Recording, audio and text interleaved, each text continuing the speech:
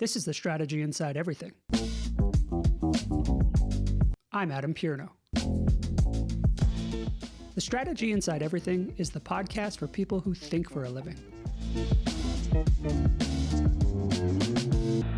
All right, welcome back to another episode of The Strategy Inside Everything. Today, we are going to learn quite a bit about the news. The news business more directly. We're not going to talk about news. This is not that kind of show. We are very lucky to have the Director of Programming Member Education at LION, which is the local independent online news publishers, Lisa Heyamoto. Lisa, how are you? I am doing very well. Thank you so much for having me. Thank you for accepting my cold invitation. I emailed you when I saw you, and I said, I would like to talk to Lisa. I want to know more about this work and how she's working with publishers. Oh, well, your cold invitation was warmly received. So, I'm grateful. Lisa, before we get going, would you give people a sense of, what you've done in your career before you got to LION, or even some of the roles you've had at LION? sure. Happy to do that. I came up as a newspaper reporter. I worked at the Seattle Times and the Sacramento Bee doing a lot of sort of traditional newspaper reporting work. I was also a columnist. And that was a really wonderful time in my career. I love journalism. Then the recession hit, and that was a really rough time for newspapers. So I took the opportunity to sort of peace out for a little while. My soon to be husband and I decided fairly randomly to move to Prague in the Czech Republic. As one Yeah, does. yeah, as one does, yes. And we had a really wonderful time there. I was teaching, he was working as a journalist. We, traveled the world and, had some really great experiences there.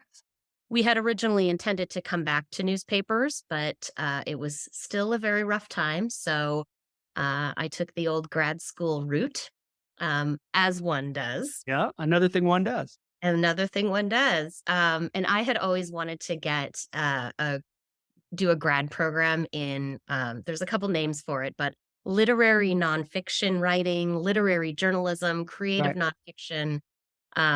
It was just, I wanted to just really immerse myself in nonfiction creative writing. So I moved to Eugene, Oregon, where the University of Oregon had a really great boutique program, which I did. And that was really lovely. And I started teaching in earnest there and really loved it. So I wound up getting a job there as a journalism educator on their faculty. And I was there for 13 years. Just one of those Right. things. Yes. Yeah. One of those things. And I loved teaching. Of course, like I loved training the next generation of journalists. It was very rewarding for me. Um, but the way I kind of think about my career is that, there's a lot of problems in this world, and you're probably not going to solve any of them, but you can work different problems at different points. Yeah. And so the way I kind of like think of my career is what's the problem I want to work right now? And I had been working the higher education problem for a while. And I really wanted to get back kind of more on the ground with journalism. And the thing that was most interesting to me was sort of future of journalism, the business models, Yeah. local news, right? Like it had become very clear that the implications of a thin local news system has some pretty big ramifications societally. So I was like, okay, I want to work this like local news business model sort of problem. Did you get there from, because that's such a huge topic in its own right. Did you get there? You had worked in local news. You had worked in Sacramento. You had worked, you were educating people in Oregon. Did you get there from, how can this business model be changed so that people aren't as impacted and have to move to Prague or go get a graduate degree? Or were you observing things happening in culture and, just guessing here, politics, maybe, and saying, "Oh, look at the ramifications downstream that are happening, and I think a reason why is local news has evaporated or investment in it sure has. Was it yes and or something else? Yeah, it's a yes and. I'll say I certainly started out in my career thinking more about sort of like the craft of journalism, Yeah. and really focusing on that. And I started out, I would say, as an educator, really focusing on the craft of journalism, and that's awesome and that's fun and certainly something that the students are really interested in. But I really started moving deeper and thinking about the why of journalism, and then the how of journalism. So I became more interested in sort of like what are the circumstances that lead to journalists being able to do the good work that they want to do, and what are the circumstances that enable the communities to receive that work in the way they need to receive it. So that's kind of the evolution there. Those are big questions. Yeah. Yeah. So you got to Lion, and when I reached out to you, you had a different title, which I'm sure is still part of what you do, which was Director of Teaching and Learning. Can you talk a little bit about first what Lion does, and then we can dive into, some of the work you've done and some of the work you're doing now? Sure. So at our heart, we're a membership association. So we serve independent news publishers across the U.S. and Canada. We provide, support and community, and this is a really growing area, which is very heartening. We have, oh my gosh, like nearly tripled our membership just in the last few years, not just because we're sort of like connecting with more folks out there, but there are a lot of publications that are launching, particularly in the last 2, 3 years. Oh, And wow. so it is an incredibly growing ecosystem. It's a real space of growth and optimism in the journalism world, which is, not always the case. And so, yeah, Yeah. Yeah, journalisms are not noted optimists. no, we Usually a we little bit love more to cynicism, yeah. sing our own death knell. We are, yes. So yeah, it's a really cool area, and then we've grown tremendously as an organization just in the last few years. I was the fifth hire. We just hired our 12th, and are about to hire our 13th team member. Amazing. And we've really sort of evolved as an organization. So just in this last year, we've really we've done a lot of work with direct training, direct funding, really sort of holistic support.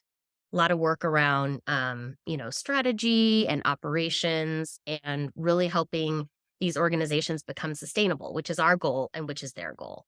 Because we believe that sustainable news organizations serve their communities and provide people with the information that they need to make the decisions in their life that make their lives and their communities' lives better. So, kind of all linked there. Yeah.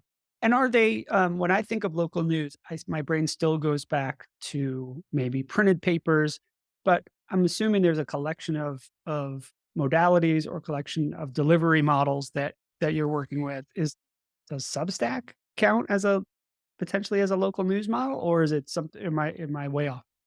No, Substack is absolutely like a platform that can deliver local news very effectively. So, the traditional model is that you had like a print outlet, a broadcast outlet, a radio outlet, and largely they were covering the same sorts of news. They were just doing it through different platforms, different channels. And the world that we're working toward in Lion is we're fairly platform agnostic. We just want people to have the news that they need. Although I will say that the majority of our members are delivering text, but Oh, it's of course digitally. Like we're digital, digital first, if not digital only. that is In an the important distinction that it's tied to traditional journalism of text delivery of news versus video or something that could be delivered by YouTube or channels like even like TikTok that could be delivered like vertical video. Yeah, I mean, news can be delivered in any way. It just depends on sort of what your audience wants. And that's kind of the paradigm shift that I think we're working toward is it's not necessarily how you're delivering the information, but who you're delivering it to. Mhm. So really trying to be more targeted in audiences and what they need, and then meeting them there and serving them that way. And we have sort of this ecosystem philosophy. that is different than sort of the traditional ways that media, has functioned, which was that like we are one massive organization. We will deliver everything that everyone needs to everyone who needs it, which is a tall order. Yeah, Um, it's kinda hard to be everything to everyone. just a little bit challenging. And so what we're really encouraging is, okay, who are you serving? What do they need? How are you going to serve it to them? How are you going to have like a deep and engaged dialogue to ensure that folks are getting what they need? And maybe you're only serving like this one audience, Yes. but maybe other organizations are serving other audiences in a community. And so you have this sort of like ecosystem that you're building. And maybe there's partnerships that are happening among, in like a geographic area.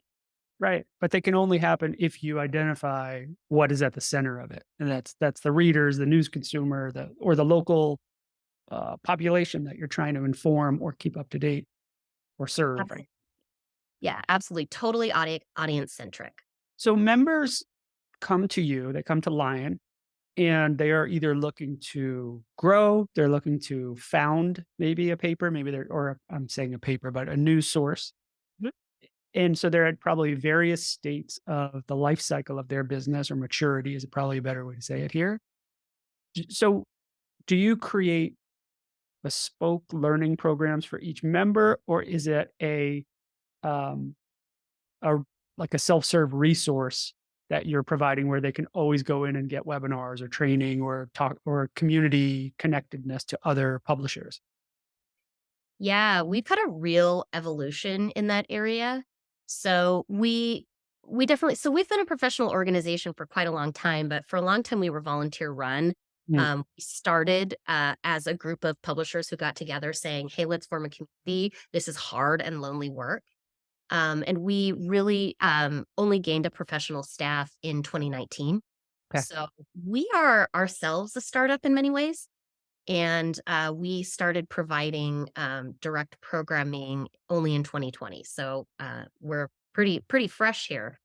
And in just those few years, we've really evolved in the way that we think about like how to provide things, kind of in like what I was talking about, like what does our audience need? Yeah.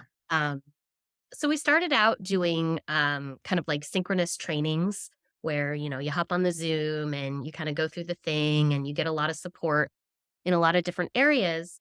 And that works, we found out, best for more like folks who are founding, right? Who are really looking for that sort of connection. They're all in the same stage. Yeah. uh, and they're really looking for, like, really a lot of kind of like, I can look you in the eye support. They need that the hand holding.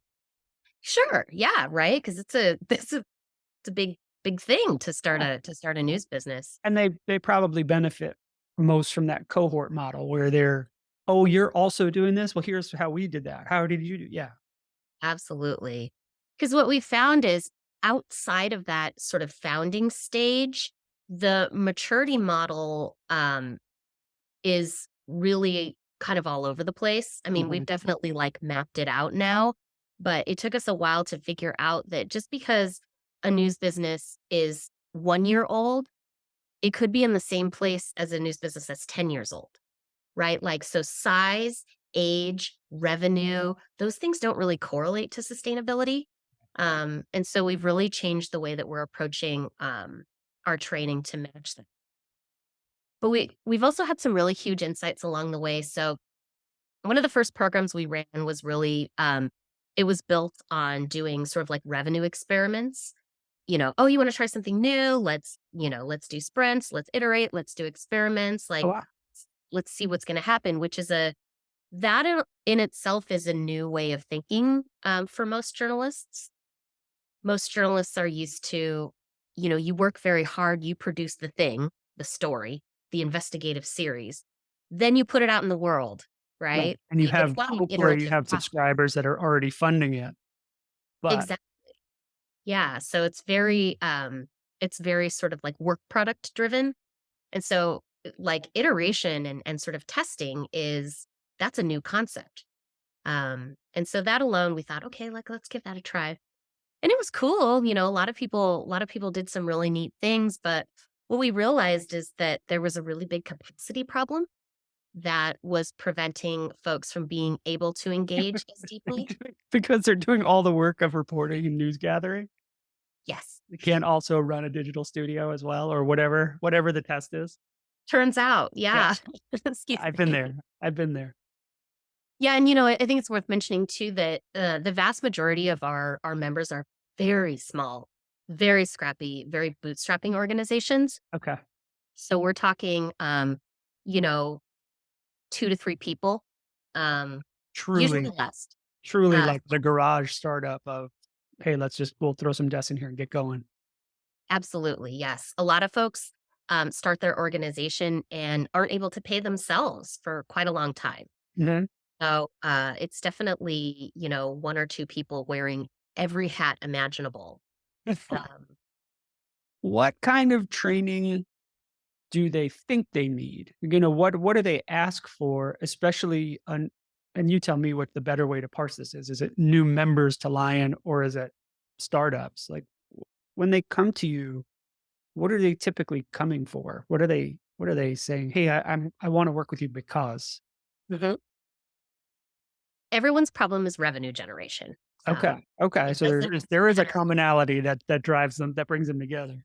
Absolutely. And there's a lot of reasons for that, right? Like, there's not a really, sort of clear paint by numbers business model for local independent news. Maybe one day we'll get there, but I actually don't know because every community is different. Their needs are different. The funding sources there are different. And so there are a lot of common pieces, but every news organization has to figure out how to put those pieces together, like in a way that is right for them. Mhm. So the revenue generation piece is tricky. And then you combine that with the fact that most founders come with a really strong journalism background and not a strong business background. And then on top of that, the culture of traditional journalism has actively discouraged journalists taking any interest or knowledge of sort of the business side of things. Yeah, it's kinda put it over there and said, "No, no, we're gonna put this wall here. Someone else will solve that." And somebody did for a while, but they're It's, not solving Google ate that. yes, for many decades until that was not being solved anymore. Yeah. So yeah, there's a lot of sort of like crosswinds here. And, so folks come to us and their big problem is revenue. Yeah. It's sustainability piece. Folks are overworked, overwhelmed. Excuse me. Folks are overworked, overwhelmed, burnt out, and like so passionate about the work that they do. They are just unbelievably mission driven. How similar is the mission among your members?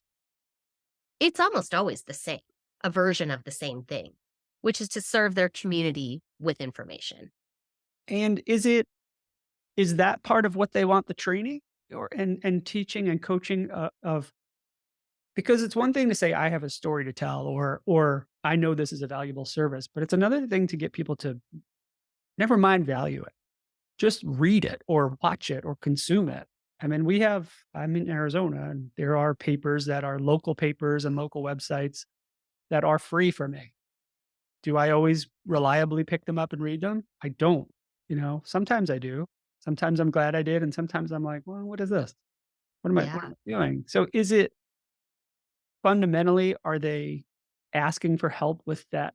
How do we deliver this in a way that makes it must read, must consume, and people get the connection that how it's helping them? So we really don't focus on content at all, like the Okay. journalism, right? Like that is the area where folks come in with this great knowledge and this great passion. But what you're talking about, like there's a lot of different points to that, right? Like it's a marketing issue. True. It's an audience research issue. It's an analytics issue. It's always a revenue issue. And so those are the pieces that we really support with. Got it. Got it. So it's really it's understanding the model for the most part, and then helping them understand the model well enough that they can move around inside of it and make the changes they need to make or build the thing the way they need to build it. Absolutely, right? Because it's very much not an if you build it, they will come kind of a situation. And I think most folks who found a journalism organization are sort of hoping that's the case. Yeah. And so what we're doing is helping them pinpoint what sort of pieces of the finance, the operations, and the strategy are going to help them maximize this journalistic work they're doing in service to their community. Yeah. Are the members competing against primarily are there other, similar independent news organizations and they're trying to find their place?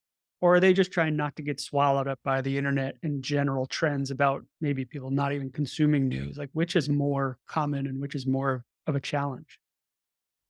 Some of our members think of themselves as in competition with like the legacy outlets.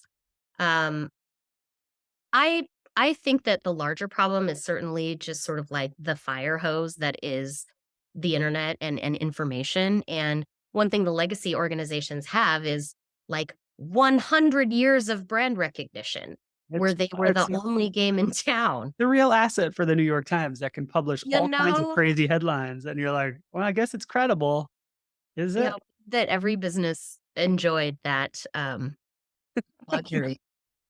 But our members do not, and so, yeah, they're working to get in front of their audience, and they're working to be relevant to their audience, and, yeah, they're working to put in place all the things that enable them to do that when there are 2 people. And how if most of what you're doing is not touching the core product, how do they play that back? If you run a workshop with them to look at a model or define their local community and the audience they want to serve, which I'm imagining is a lot of what you're offering. How do you see it play out in terms of how they translate that into their news and journalism product? Does it change it, or do they say, "No, this is the way I'm still moving on this path, and you're just helping me find the audience for it," or do they adapt based on what you do together, or both? Sure. Well, we talk about it in terms of journalistic impact. Okay. So, is the journalism you're producing having the impact that you want? Are you measuring and are you making sort of strategic decisions based on what you've discovered? And largely, folks do not measure their journalistic impact in a sort of structured way. Um, a lot of that has to do with sort of the history, right? Like for the longest time, the impact was like, did your investigative story like puts a criminal in jail, Right. or or did you win a Pulitzer, or how many clicks, right? And those are all fine, but, there are many, many other ways to measure impact, and as an industry, we're still trying to really figure that out, and then each individual organization has to figure out what matters to them, and so that is very much an evolving journey, And but is that's that is that something you continue to work on even as a model for Lion to roll out for people to customize? Is it I'm wondering how do you measure that? Those are 3 good examples, and unfortunately, clicks is the predominant, um, it's the lowest hanging fruit for people to measure, but how else how is what's an effective measure of impact? well, there's an organization called Impact Architects, out of the Bay Area that just, put out an impact tracker. Mhm. So there are a lot of different ways to do it. But some ways are, did a reader take an action based on something that they read about in your publication? Yep. Um, what are some other ways that folks measure impact? But you're talking about an action, like, were they influenced to go to the polls or to volunteer or to inquire about a topic further, not an action like a digital marketing action, like a click or a like.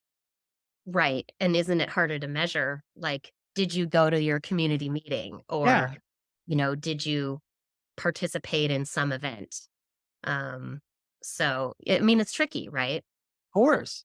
Do you is the challenge when I think about going to a community meeting, the inertia involved in that of like where that is on someone's priority level list and then getting them to do it because you wrote something so compelling that said you really should participate. And the article would never say, a writer, a journalist would never say you should attend this meeting.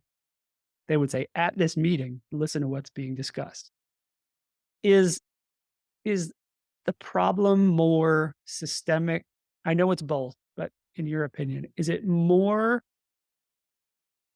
systemic trends moving away from independent journalism, or is it apathy on the part of readers and citizens?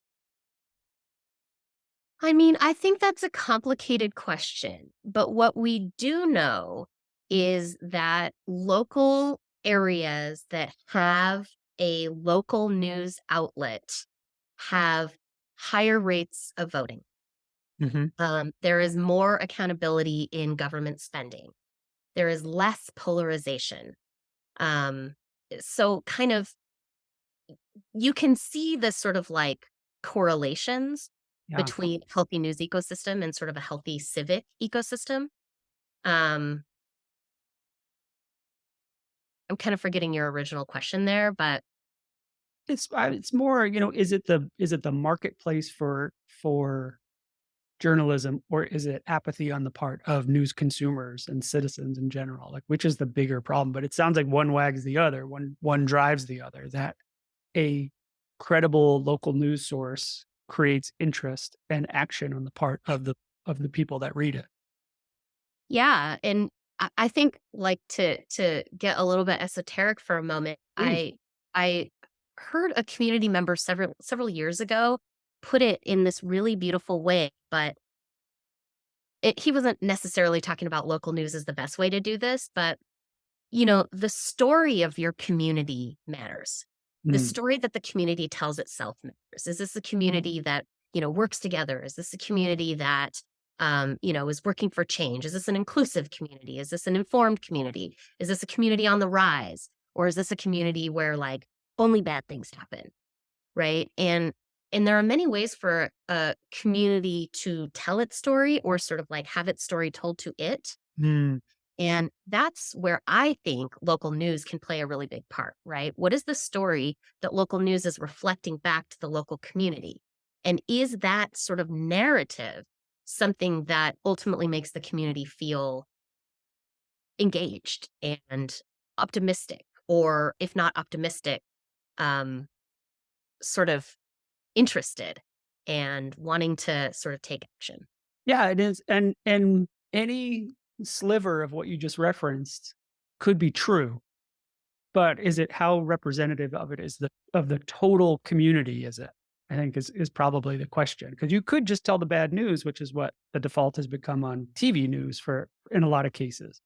Yep. So how do you tell the more complex full picture that shows some of the good news without feeling like guilty because people don't click on those headlines as much? They're important stories for the people that are looking for them.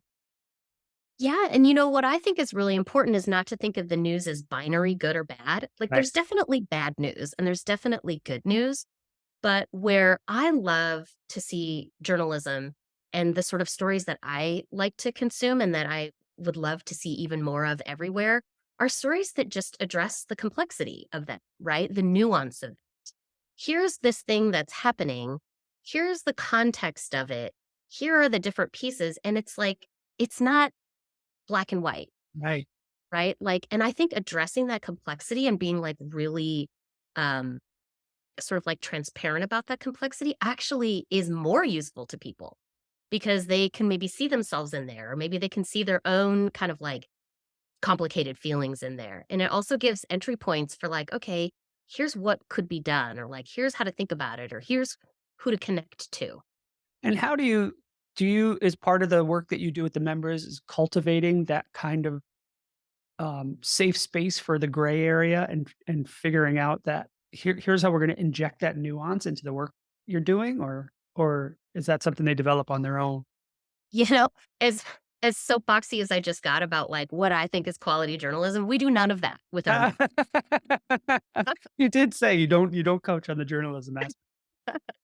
We very much, we work with them on, again, that journalistic impact. So, for example, there's this whole vein of journalism called solutions journalism Mhm. that is really focused not on what's not working, but what is working, the complexity of why it is working and like why it maybe could be a little bit better, some of the questions there. And then how, like the idea is that there are lessons to be learned in there, not just for the specific story that the story is about, Yeah, but threads that can be applied elsewhere. So, for example, um, that could be a journalistic impact moment, right? Like maybe folks resonate with those stories very strongly. And so that is a sort of a content strategy, but it could also be a business strategy, right? Like perhaps you could fundraise off of that. Or perhaps like, advertisers or sponsors are very interested in those stories or maybe sponsoring those kinds of stories, right? So what we're trying to do is help people make the connection between the content and the business. got it. Now you were a reporter, you were a columnist. What do you wish you would have known then that are things that you're hearing now? Maybe it's not things that you teach, but maybe they're things you are hearing now from the members, I'm sure they are teaching you based on how they're succeeding and how they're growing. Are there lessons as a reporter or columnist that you wish you knew? You know, I think that's an interesting question because it speaks to my own evolution, in terms of how I think about journalism. I would say that my passion for journalism has grown stronger later in my career, Yeah. the farther I've got from actually producing. Oh, that's Um, again, I started my career really thinking about the craft, right? Like I loved reporting, I loved writing, I loved like crafting a narrative and, writing profiles about people and, engaging with people and all of that. But at the end of the day, I wasn't thinking much beyond my own work product. right. I wasn't thinking about the community. I wasn't thinking about the greater good. I wasn't thinking about democracy and You wouldn't be able to get anything done on time if you were thinking of all those things in every piece that you were working on, right? well, had a few kind of navel gaze, right? Like, I wasn't basing any of my journalistic choices on what I thought people needed. Yeah. I was basing them on what I wanted to do and Okay. I thought people wanted. Got it. So And so, you were sort of you were creating the value in your mind and in your keyboard at that point. yeah, and I think that that was incredibly widespread. I think for the longest time, journalistic stories reflected what, the newsroom thought was important rather Yes. than what the communities thought was important. And now that you have this wider perspective from the members, you're able to see just all the contributions they can make. It's not just news. How Absolutely. many how many, well, I guess, how nationally, I'm assuming it's a national organization. How many metros are represented by your members? So I mean, is we it have fully cross country or is it yeah, we have, about 450 some members and growing. yeah, Um, and it is spread we're in the US and Canada. okay. Let's say the Canadian local news ecosystem is quite different, and we're working to do more there. Mm. So I'll speak, just about the United States right now, but we do have members all over the country, in I think every state. I will say there are definitely news deserts where there are not our members or sort of a legacy news organization. There's a lot of those across the country. Um, yeah, so it's kind of like a map of stars, right? Like we've got these bright lights in all these places, but it's not you know brilliantly lit yet. That's a nice way to put it. When you say there's a news desert, I wonder, could I guess what a news desert might be by any, are there any factors that are consistent for a place that you would consider a news desert besides, obviously the key definition, which is a dearth of local news. But are there other factors? Are there other indicators that one could use to say like, there's an opportunity area there, or there's a place where there's no local news? Yeah, I mean, there are certainly lots of places where there's literally no local news. Yeah. And you'll see really interesting ways that the communities are trying to fill that gap. You'll see like, Facebook pages that are, just groups of folks who are trying to share news. Um, there are a lot of areas that they're technically being covered by some organization, but they really aren't. Yeah. Or Because they're they fall under like a franchise pub or like a bigger corporate pub that just doesn't pay them enough attention, but technically they are under the remit of an office. absolutely. There's this concept of ghost newspapers Mhm. that are ostensibly covering an area, but they are not actually producing much local news. Uh, Wild. there was s- the big news yesterday in the journalism community was a newspaper in Minnesota that is, corporate owned, and they just laid off their very last actual local reporter, but they will still be a newspaper for that community. And every journalist is going, "But how?" Is it just wire copy and chat GPT generating some articles based on prompts or what? Yeah, Yeah. right? We don't know what they'll do, but they'll do it if they could sell the ads, I guess. Yeah, it's quite a big question mark for me there. Yeah. Lisa, I'm really grateful for your time today. Thank you so much for joining. Where can people find you online? Sure, lionpublishers.com. I encourage all of your listeners to take a look there and take a look at some of the local independent publications in their area and support them. Yeah, this the topic of local news is so fascinating to me. So grateful to have the chance to talk to you about it. Well, I'm delighted to have talked to you and appreciate your time. Thank you. If you have an idea, a question, or you want to push back on something you hear in the episode, go to that'snotaninsight.com and leave a message or voicemail for me.